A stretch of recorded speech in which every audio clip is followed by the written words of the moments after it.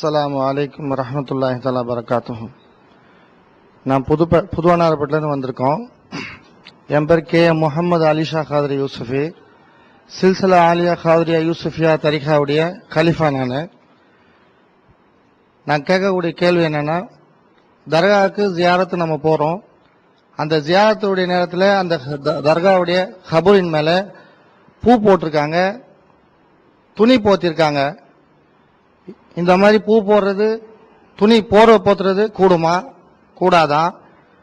அந்த தர்காவுடைய மசார் மேல கையை வச்சு நம்ம முத்தம் கொடுக்கிறோம். இது முத்தம் கொடுக்கறது ஷிர்க்குன்னு சொல்றாங்க, பிதாத்துன்றாங்க. இது கூடுமா கூடாதா என்பதை விளக்கம் தரபடி மிக்க அன்புடன் கேட்டுக்கொள்கிறோம். அருமை சகோதரர்களே, கபர்களுக்கு மேல நம்ம பூ போட்டோம்னு சொன்னா நபிகள் நாயகம் ஸல்லல்லாஹு அலைஹி வஸல்லம் அவர்கள் காட்டி தந்த வழிமுறையின் பிரகாரம் தான் செய்யறோம் அப்படிங்கறத நாம் அறிந்து கொள்ள வேண்டும். நாம் எது செய்தாலும் அல்லாஹ்வுடைய ரசூல் ஸல்லல்லாஹு அலைஹி வஸல்லம் அவர்கள் காட்டி தராமல் நாம் செய்ய மாட்டோம். இப்ப பாருங்க, நபிகள் நாயகம் ஸல்லல்லாஹு அலைஹி வஸல்லம் அவர்கள் ஒரு கட்டத்துல அருமை தோழர்களோடு போறாங்க, 2 கபர்களை பார்க்கறாங்க. சொன்னாங்க நபிகள் நாயகம் ஸல்லல்லாஹு அலைஹி வஸல்லம் அவர்கள், இந்த 2 கபர்களுக்குள்ளே இருக்கக்கூடியவர்கள் வேதனை செய்யப்படுகிறார்கள். காரணத்தையும் சொன்னாங்க. 2 பேர்ல ஒரு ஆளு சிறுநீர் கழித்தா சரியாக சுத்தம் செய்ய மாட்டாரு, இன்னொருவர் மக்களுக்கு மத்தியில கோல் சொல்லிக்கிட்டு இருந்தாரு, அதனாலதான் வேதனை செய்யப்படுறாங்கன்னு சொல்லிவிட்டு தோழர்களுக்கு சொன்னாங்க, ஒரு ஈத்தம் மரத்தினுடைய மட்டையை எடுத்துக்கிட்டு வாங்க.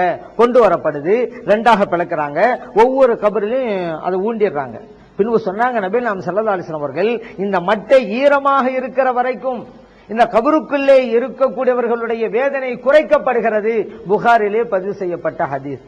அவன் அந்த மட்டை தஸ்பீஹ் செய்து, ஏன்னா அல்லாஹ் குர்ஆன்ல சொல்லிட்டான், யுஸப்பிஹு லில்லாஹி மா ஃபிஸ் ஸமாவாத்தி வ மா ஃபில் அர்த். வானம் பூமி இந்த 2லும் உள்ள எல்லாமே அல்லாஹ்வை தஸ்பீஹ் செய்து கொண்டிருக்கின்றன, திக்ர் செய்து கொண்டிருக்கின்றன. அப்ப அந்த மட்டையும் கூட தஸ்பீஹ் செய்து அதனுடைய பரக்கத்தால வேதனை குறைக்கப்படுகிறது என்பதை தான் நபி நாம் ஸல்லல்லாஹு அலைஹி வஸல்லம் சொல்லி தர்றாங்க. இப்ப நம்ம பூ போறோம்னு சொன்னா அல்லாஹ்வுடைய கூற்று பிரகாரம் பூவும் தஸ்பீஹ் செய்து, எல்லாமே தஸ்பீஹ் செய்யுது.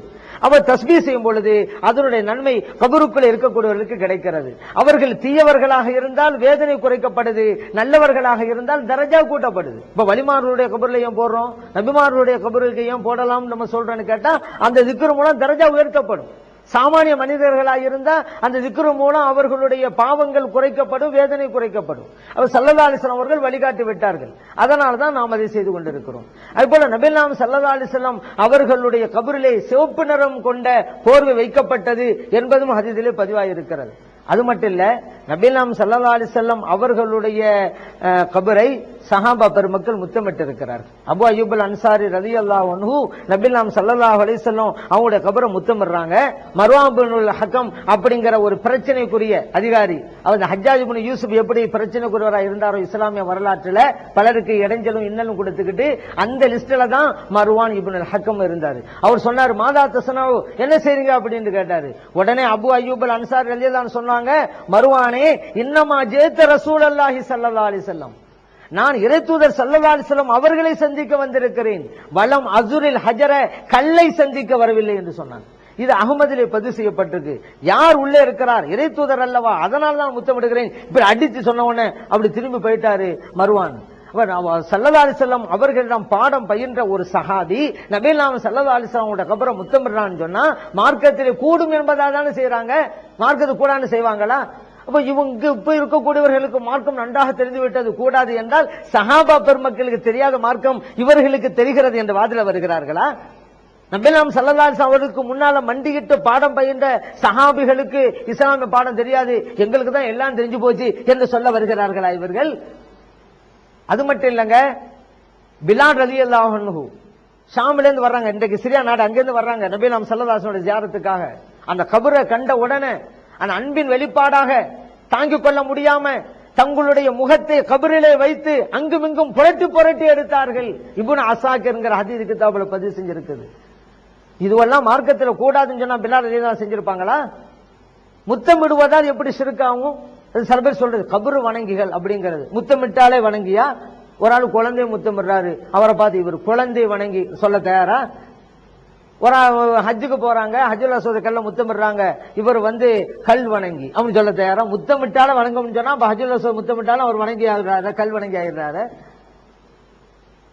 முத்தமிடுவது கூடுமா கூடாதா? கூடும் நம்ம சொல்றோம். விரும்பினா செய்யட்டும், விரும்பினா செய்யாம இருக்கட்டும். மார்க்கத்திலே கூடும் என்று இருக்கிற செயலை கூடாது என்று சொல்வதற்கான அதிகாரம் யாருக்கு இருக்கிறது? அல்ல குர்ஆன் சொல்லிட்டானே, யா அய்யுஹல்லதீன ஆமனூ, இறை நம்பிக்கையாளர்களே, லா துஹர்ரிமு த்வையிபாத்தி மா ஹல்லல்லாஹு லக்கும், இறைவன் உங்களுக்கு ஆகுமாக்கியதை நீங்க ஹராமாக்காதீங்க என்று இறைவன் சொல்லியிருக்கும் பொழுது, மார்க்கத்தில் எதுவெல்லாம் கூடுமோ அதெல்லாம் கூடாது கூடாது என்று சொல்வதற்கான அதிகாரத்தை இவர்கள் எப்படி பெற்றார்கள்?